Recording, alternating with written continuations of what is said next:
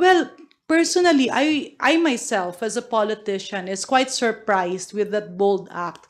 Kasi, syempre, may investigasyon, may mga alegasyon ng, let's say, tax evasion or ill-gotten wealth or whatever the sources of the money of the businesses of the executive Pastor Kibuloy. Magugulat ka, why get a former president?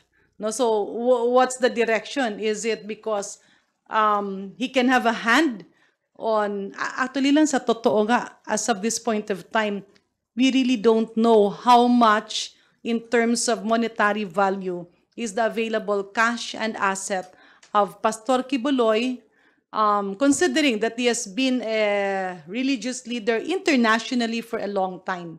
So, andun ba yung fear? Now, there are cases, not in the Philippines, but abroad, related to this. Siguro dyan nanggagaling yung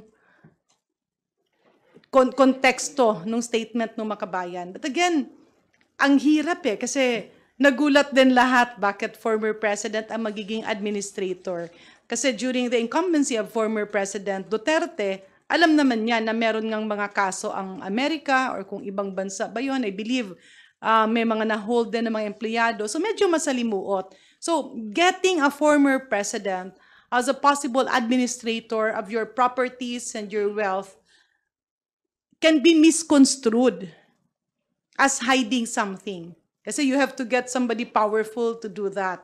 So siguro nahiya lang din si PRRD at tinanggap niya, either nahiya siya na sabihin hindi, o kung he's doing it as a friend or he's doing it as a lawyer. So all of these questions can properly be answered by the former president.